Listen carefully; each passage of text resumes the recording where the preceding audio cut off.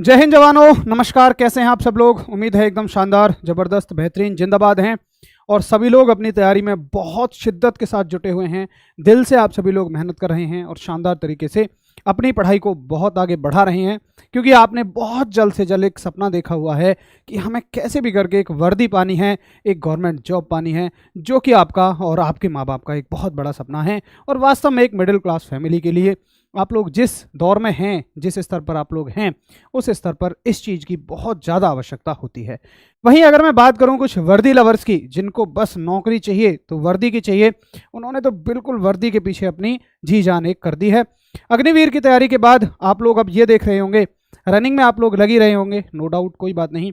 लेकिन वहीं कुछ ना कुछ लोग फिर भी ये कोशिश करते हैं कि यार कैसे भी करके हमें जो देश की सेवा का मौका है ना, वो परमानेंट मिलना चाहिए।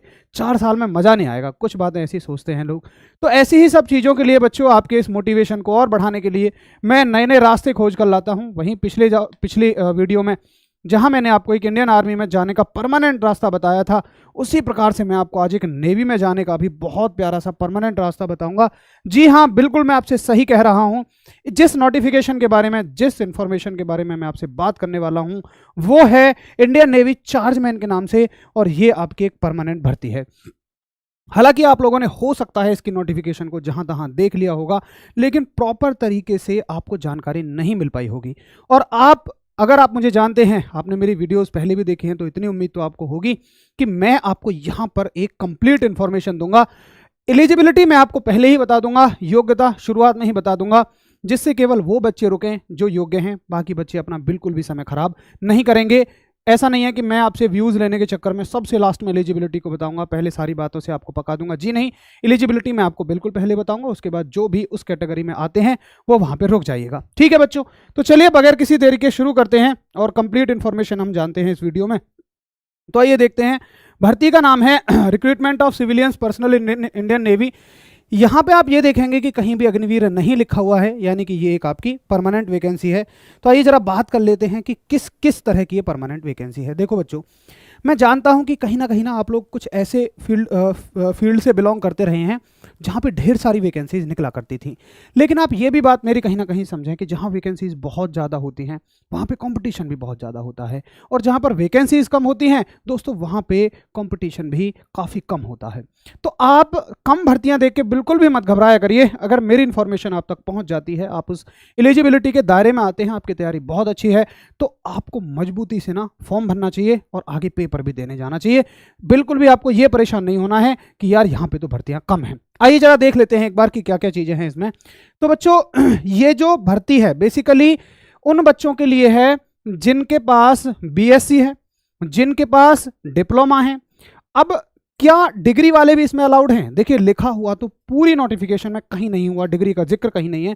छोटा मोटा मतलब, डिग्री का मतलब मेरा बीटेक, जैसे हायर क्वालिफिकेशन, जैसे डिप्लोमा तो हो ही गया, अब बीएससी तो डिग्री में आती है। क्या एमएससी वाले अलाउड हैं? अगर डिप्लोमा से ऊपर हम देखें तो क्या बीटेक वाले अलाउड हैं? तो बीटेक और एमएससी कहीं लिखी नहीं हुई है, लेकिन इसी के बीच में आपको एक शानदार इन्फॉर्मेशन जरूर दूंगा जिससे आपका दिल खुश हो जाएगा। जी हाँ, वो बच्चे भी बिल्कुल अलाउड हैं। सर, जब नोटिफिकेशन में नहीं लिखा तो आप कहाँ से बात कर रहे हैं? मैं यहाँ पे नहीं लिखा, लेकिन नोटिफिकेशन में ही एक जगह मैं आपको दिखाऊंगा जो इस बात की पुष्टि करती है कि वो बच्चे भी बिल्कुल अलाउड हैं। तो ये जरा देख लेते हैं सबसे पहली वैकेंसीज किस किस की हैं। भाई, पहला इन्होंने ग्रुप वाइज वैकेंसीज निकाली हैं। पहला ग्रुप बच्चों आपका इलेक्ट्रिकल ग्रुप है, जिसमें आपकी इलेक्ट्रिकल फिटर के नाम से वैकेंसी है।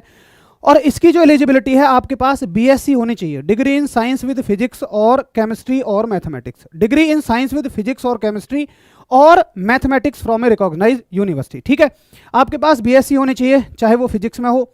डिग्री इन साइंस है, चाहे वो फिजिक्स में हो, चाहे वो केमिस्ट्री में हो, चाहे वो मैथमेटिक्स में हो। वैसे तो इसमें बीएससी ही आती है, बाकी हो सकता है आपके स्टेट में किसी भी तरह की कोई भी यूनिवर्सिटी ऐसी कोई भी डिग्री देती हो जिसमें आपकी फिजिक्स, केमिस्ट्री या मैथ्स आती हो, तो आप बिल्कुल इस चीज़ के लिए एलिजिबल हैं।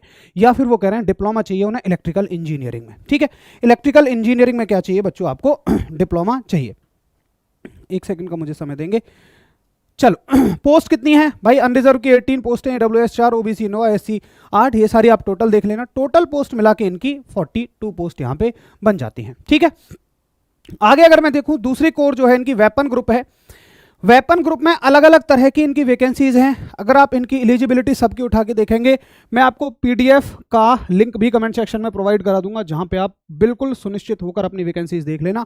बाकी मैं आपको बता ही दे रहा हूं कि इन सब के लिए electronics fitter, gyro fitter, radio fitter, radar fitter, sonar fitter के लिए degree in science with physics और केमिस्ट्री और मैथमेटिक्स फ्रॉम रिकॉग्नाइज्ड यूनिवर्सिटी, यानी कि डिग्री चाहिए। और बीएससी आपकी डिग्री में आती है तो कोई दिक्कत नहीं, आप भर सकते हैं बिल्कुल। या फिर आपको डिप्लोमा चाहिए किस में, electronics and instrumentation, electronics and communication, electronics and telecommunication, instrumentation, control communication engineering, ये सारी आपकी कोर रही होनी चाहिए डिप्लोमा के अंदर। क्या सर मैं एमएससी से हूं, मैं भर सकता हूं? क्या सर मैं बीटेक से हूं, मैं भर सकता हूं? जी हाँ, तुम 100% भर सकते हो। सर आप ये बात कैसे कह रहे हो, यहाँ पे तो लिखा ही नहीं हुआ। मेरे साथ बने रहिए, बिल्कुल सटीक इन्फॉर्मेशन दूंगा कि कहाँ पे ऐसा लिखा हुआ है। ये इतनी वैकेंसीज है कैटेगरीज वाइज, कुछ वैकेंसीज यहाँ पे दी हुई हैं। अब देखिए, इंस्ट्रूमेंट फिटर वाले बच्चों के लिए बच्चों फिर से बीएससी मांगी है, और आपका डिप्लोमा होना चाहिए, इलेक्ट्रॉनिक्स में होना चाहिए, और इंस्ट्रूमेंटेशन में होना चाहिए, और कंट्रोल इंजीनियरिंग में होना चाहिए। रिकॉग्नाइज्ड यूनिवर्सिटी, किसी भी स्टेट की कोई भी रिकॉग्नाइज्ड यूनिवर्सिटी वहां पे होनी चाहिए। बीसीए वाले नहीं भर सकते हैं भाई, बीसीए वालों के लिए यहाँ पे कोई प्रोविजन नहीं है। उसके बाद प्यारे बच्चों आप देखेंगे कंप्यूटर फिटर के लिए जो आपको चाहिएगा वो फिर से वही, देखो बीएससी वाले तो हर जगह अलाउड हैं, और में उन्होंने उस ट्रेड से संबंधित डिप्लोमा मांगा है। बीएससी वाले हर ट्रेड के लिए अलाउड हैं। क्या सर मैं एक से ज़्यादा फॉर्म भर सकता हूं? इसके लिए आप मेरे साथ लास्ट में बने रहिए, मैं आपको जरूर बताऊंगा अगर आप एलिजिबिलिटी में आते हैं। तो कंप्यूटर फिटर के लिए या तो आपके पास फिर से बीएससी होनी चाहिए, या फिर आपके पास कंप्यूटर में diploma in computer science, computer engineering में कोई डिप्लोमा होना चाहिए। अगर मैं वेपन फिटर की बात करूं तो यहाँ पे भी आपके लिए बीएससी वाले एलिजिबल हैं, और साथ के साथ आपका डिप्लोमा होना चाहिए, या फिर सॉरी साथ के साथ नहीं, या तो बीएससी होनी चाहिए या फिर आपका डिप्लोमा होना चाहिए मैकेनिकल इंजीनियरिंग में। इंजीनियरिंग ग्रुप की अगर मैं आपकी बात देखूं, जो कोर जहां पे कोर इंजीनियरिंग मांगी है, ये है आपके बॉयलर मेकर, इंजन फिटर है, फाउंडर है, जीटी फिटर है, आइस फिटर है, पाइप फिटर है, मैकेनिस्ट। तो यहाँ पे आपकी बीएससी चलेगी, और डिप्लोमा आपका मैकेनिकल इंजीनियरिंग में होना चाहिए। मैकेनिकल इंजीनियरिंग में जहाँ भर्तियों का सूखा पड़ा रहता है, बीएससी डिप्लोमा वाले बच्चों के लिए, बीटेक वाले बच्चों के लिए जहाँ भर्तियों का सूखा पड़ा रहता है, मैं मानता हूँ इतनी वैकेंसीज बहुत हैं। जो भी इंजीनियरिंग फील्ड से जुड़े होंगे उन बच्चों को इस बात का बहुत अच्छे से अंदाजा होगा। 10-10, 11-11, 20-20 पोस्ट इतनी ही निकलती हैं, इससे ज़्यादा मुश्किल से ही कहीं निकलती हैं। ठीक है, तो ये कुछ वैकेंसीज हो गई। आगे अगर मैं और बाकी कुछ वैकेंसीज की बात करूं तो देख लेते हैं एक बार कि क्या क्या है आपका। जो एलिजिबल बच्चे हैं कम से कम वो तो बहुत ध्यान से सुनेंगे, ताकि उनका बाद में कोई भी डाउट नहीं रह जाए। और जिनके पास भी एलिजिबिलिटी है, मैं तो कहूँगा उनको 100% फॉर्म भरना चाहिए, क्योंकि ये वैकेंसीज ऐसी होती हैं, बहुत सारे बच्चों को पता नहीं चल पाता है। कुछ जिनको पता लगता है वो कम वैकेंसीज देख के यहाँ को छोड़ देते हैं, स्किप कर देते हैं। आगे मैं आपको देखूँ तो बच्चों, मशीनरी कंट्रोल फिटर के लिए फिर से वही बीएससी और डिप्लोमा आपका चाहिए इलेक्ट्रॉनिक्स में। और आपका रेफ्रिजरेशन एंड एसी फिटर के लिए डिग्री चाहिए किसमें, साइंस में, मतलब वही बीएससी, और डिप्लोमा आपका मैकेनिकल इंजीनियरिंग में हो, या फिर आपका रेफ्रिजरेशन और एयर कंडीशनिंग में हो। ठीक है। कंस्ट्रक्शन एंड मेंटेनेंस ग्रुप की अगर मैं बात करूंगा तो यहाँ पे अलग अलग तरह की पोस्ट हैं। प्लेटर की है, वेल्डर की है, शिप राइट की है, लेगर की है, रिगर की है, ship fitter, millwright, IC fitter, crane, printer, मतलब ये सारे के सारे काम जो होते हैं आपके इंडियन नेवी में शिप वगैरह से संबंधित ही काम है, उनकी रिपेयर आपको करनी है। आपकी जिस तरह की ट्रेड है उस तरह का आपको काम मिलेगा। आगे देखेंगे आप, इनके लिए बीएससी चाहिए, डिप्लोमा इन मैकेनिकल इंजीनियरिंग चाहिए। लेगर के लिए आपको बीएससी चाहिए, diploma in dress making garment fabrication technology चाहिए। रिगर के लिए, इन चारों कोर के लिए आपको फिर से वही बीएससी और डिप्लोमा इन मैकेनिकल इंजीनियरिंग चाहिए।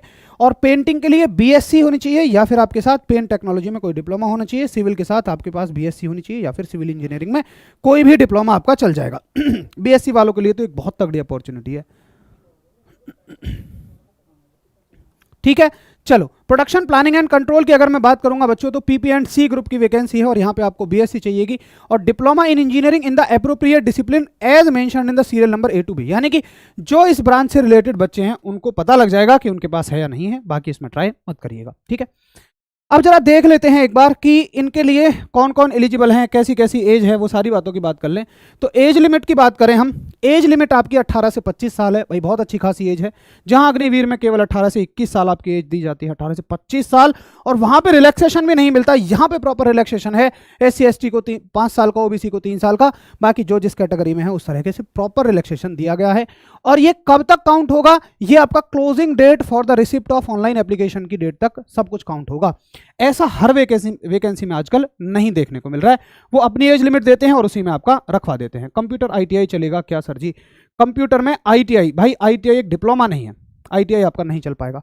ठीक है, आगे एक देखें, वो एक सर्टिफिकेट हो जाता है। एजुकेशनल की रिक्वायरमेंट क्या है क्वालिफिकेशन की, मैंने आपको बता दिया। अब यहां पे मैं आपके उस क्वेश्चन का जवाब दूंगा जिसमें हम ये बात करेंगे, अगर बीएससी वाले अलाउड हैं और क्या एमएससी वाले अलाउड हैं, अगर डिप्लोमा वाले अलाउड हैं तो क्या बीटेक वाले अलाउड हैं। आइए जरा पढ़ लेते हैं, इसमें साफ साफ लिखा हुआ है, the applicants with the higher qualification may be considered provided that they are in possession of one of the requested essential educational qualification as mentioned above as per the decision of the competent authority। इसका मतलब ये है कि अगर कोई higher education qualification का बंदा है, वो सारे मापदंडों को पूरा करता है, एग्जाम में उसके अच्छे मार्क्स आते हैं, सब कुछ ठीक रहता है, तो भाई साहब वो भी इसमें काउंट कर लिया जाएगा। बाकी जो लास्ट डिसीजन होगा वो आपकी कॉम्पिटेंट अथॉरिटी का होगा, यानी कि जो भी अथॉरिटी कॉम्पिटिशन का एग्जाम करा रही है उसका ही डिसीजन अंत में मान्य होगा। ठीक है, चलो अब जरा देख लेते हैं भाई, अगर आप अपीयरिंग में हैं तो नहीं भर सकते हैं, क्योंकि लास्ट डेट तक, यानी कि फॉर्म की लास्ट डेट तक आपके पास आपके कंप्लीट सर्टिफिकेट होने चाहिए। अगर आपकी बीएससी का रिजल्ट, आपके पास जो भी बीएससी की डिग्री विग्री का सर्टिफिकेट है, सारा सब कुछ मिल जाए आपको नोटिफिकेशन की लास्ट डेट तक, तो आप बिल्कुल भर सकते हैं। ठीक है बच्चा, आगे देखें ओपनिंग और क्लोजिंग डेट क्या रहने वाली है। तो 15 मई 2030 से इसके रजिस्ट्रेशन से स्टार्ट होंगे और मात्र आपको 14 दिन मिलेंगे। 29 मई लिख के ले लीजिए, जो भी बच्चे इसमें एलिजिबल हैं, बहुत सारे बच्चे लास्ट डेट पर ट्राई करेंगे 29 को, और उनमें से कुछ के रह जाएंगे फॉर्म। इसलिए अगर आप एलिजिबल हैं तो बिल्कुल देर ना करना, तुरंत की तुरंत इसमें कर देना। ठीक है भाई, 12th क्लास वालों के लिए कोई नहीं है, बाकी आप ध्यान से सुनते रहो। कैसे अप्लाई करना है, आपको टाइप करना है गूगल पे ज्वाइन इंडियन नेवी, वहां पे जाना है join navy, ways to join, civilians में जाएंगे, चार्जमैन 2 की आपको भर्ती दिख जाएगी, किस तरह से वहां पे करना है। ठीक है, तो ये हो गया आपका ज्वाइन करने का तरीका। उसके बाद बच्चे लगातार क्वेश्चन पूछेंगे कि सर इतनी सारी ब्रांचेज में अगर बीएससी वाले अलाउड हैं तो क्या मैं मल्टीपल पोस्ट के लिए फॉर्म भर सकता हूं? जी बिल्कुल, मेरे पास जवाब है। नोटिफिकेशन का स्क्रीनशॉट है, candidates applying for more than one post should submit their application complete in all respect. Separately candidates who have applied for more than one post should be aware that centre for each examination may be different and examination may be on the same day shift. इसका मतलब आप भरिए, कोई दिक्कत नहीं है, लेकिन इस चीज से अवेयर रहना कि एक ही दिन में आपके ज्यादा एग्जामिनेशन हो सकते हैं। जैसे मान लीजिए आपने 3 पोस्ट के लिए भर दिया, तो पता चला कि सेम शिफ्ट में ही तीनों का एग्जामिनेशन पड़ गया और सेम दिन ही पड़ गया, लेकिन सेंटर आपके अलग अलग पड़ गए, तो एक एग्जाम तो आप दे ही सकते हैं, बाकी आपका लक है। लेकिन अगर आप चाहें भरना तो बिल्कुल आप इसमें भर देना, अगर आप एलिजिबल हैं तो। ठीक है जी। एप्लीकेशन फीस कितनी लगेगी, तो 278 रुपये यहाँ पे एप्लीकेशन फीस है, और जो चार्जेस उनके लगेंगे 10-5 रुपये के वो अलग होते हैं। पेमेंट सारा का सारा ऑनलाइन है, ऑनलाइन मोड में सारे फॉर्म भरे जाएंगे, ऑफलाइन कुछ भी नहीं चलेगा इसमें। कंप्यूटर, आईटीआई, दर्शन, सारनिक नहीं चलेगा भैया। एक्सेप्शंस फ्रॉम पेमेंट ऑफ फी, किसको फीस नहीं भरनी है? ऑल वुमेन्स, यानी कि सारी की सारी लड़कियां हो गई। उसके बाद SC ST PWD वाले, ESM यानी कि एक्स सर्विसमैन कैंडिडेट्स को कुछ भी फीस यहाँ पे नहीं भरनी है। ठीक है जी, ये हो गया इसका फीस का। आगे मैं देखूँ तो एग्जामिनेशन सिटीज कौन कौन सी रहेंगी, तो इन्होंने अपनी एग्जामिनेशन सिटीज दी हैं, ये सारी आपको मिलेंगी। ये सारे के सारे स्टेट्स हैं और ये सारी की सारी एग्जामिनेशन सिटीज़ हैं।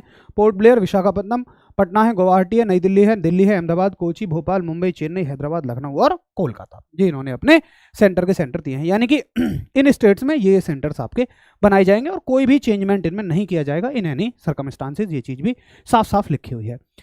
Date of the examination and admit card, ऐसा इन्होंने कुछ भी नहीं दिया है कि क्या डेट हो सकती है। इन्होंने लिखा है the date of examination will be published on website later, बाद में आपको मिल जाएगी।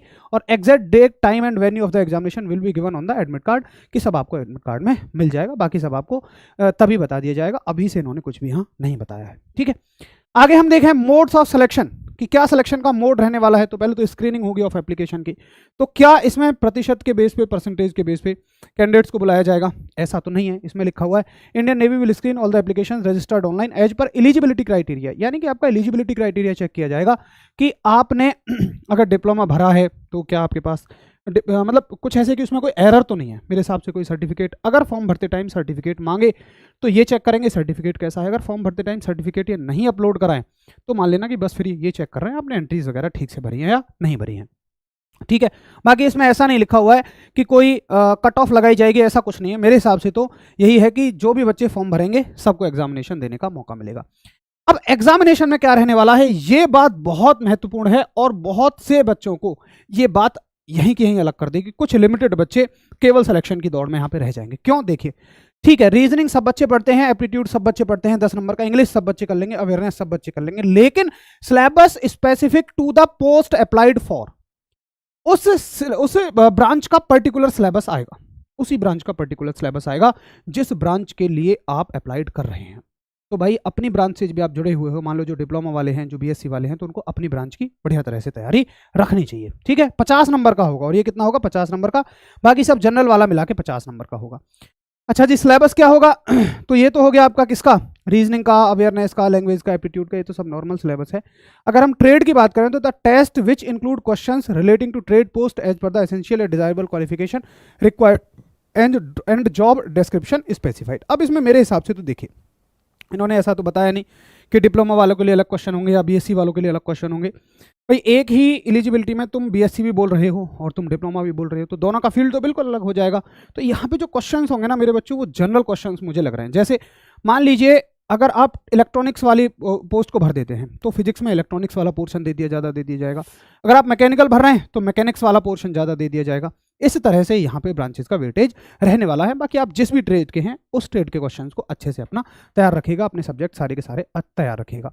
क्या नेगेटिव मार्किंग होगी? कोई नेगेटिव मार्किंग इसमें आपको देखने को नहीं मिलेगी। देखिए ऐसे क्वेश्चंस का जो स्तर रखा जाता है, ऐसे पेपर के जो क्वेश्चंस का स्तर रखा जाता है जहाँ पे सिलेबस ही डिफाइंड नहीं है, कि तुम ये नहीं बता रहे हो कि बीएससी के देने हैं या डिप्लोमा के देने हैं, तो वहाँ पे जनरल क्वेश्चंस आते हैं। बिल्कुल आपको घबराने की जरूरत नहीं है। आपने जिस स्तर की भी बीएससी लेवल की आपने फिजिक्स पढ़ा है, मैथ्स पढ़ा है, केमिस्ट्री पढ़ा है, उनको अच्छा करके रखिएगा। बाकी डिप्लोमा वाले अपने सब्जेक्ट पे थोड़े से मजबूत रखिएगा। अगर मान लो डिप्लोमा का, अगर मान लो कुछ क्वेश्चंस डिप्लोमा के आते हैं, कुछ क्वेश्चंस कोर बीएससी के आ जाते हैं, तो बीएससी वाले डिप्लोमा का नहीं कर पाएंगे और डिप्लोमा वाले बीएससी का नहीं कर पाएंगे। घाटा किसी को कुछ नहीं होने वाला है।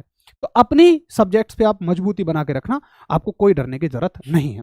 देखो ट्रेड के पूर्वराज ऐसे टॉपिक नहीं दिए, लेकिन मैं आपको कहना चाहूंगा कि अगर आप ट्रेड से रिलेटेड हैं तो आपने डेफिनेटली स्टेट जेई के एग्जाम्स दिए होंगे, है ना, कुछ पीएसयूज के एग्जाम्स दिए होंगे, तो उस तरह के ही सिलेबस यहाँ पे रहेगा।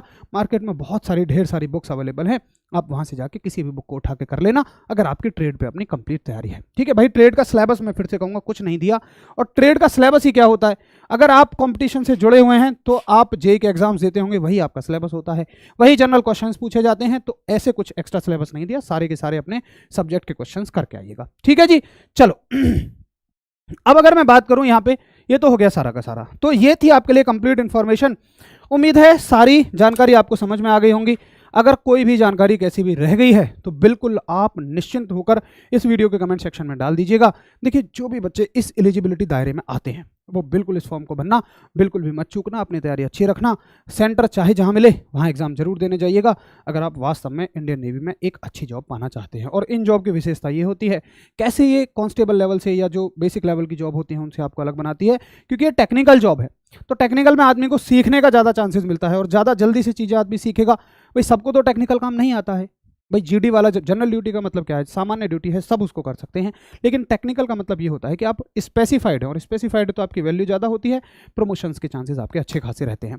तो अगर आप टेक्निकल हैं, आपको टेक्निकल सब्जेक्ट से टच है, तो आपके लिए बिल्कुल इंपॉर्टेंट जॉब है। बीएससी वाले थोड़े से भी अपने सब्जेक्ट से टच हैं तो बिल्कुल उनके लिए डायमंड जॉब है। बाकी बच्चा कुछ भी आपके डाउट्स हों तो जरूर कमेंट सेक्शन में डालिए। सिलेबस का मैंने आपको बता दिया, कई बार मैंने इस मुद्दे पर बात कर ली है।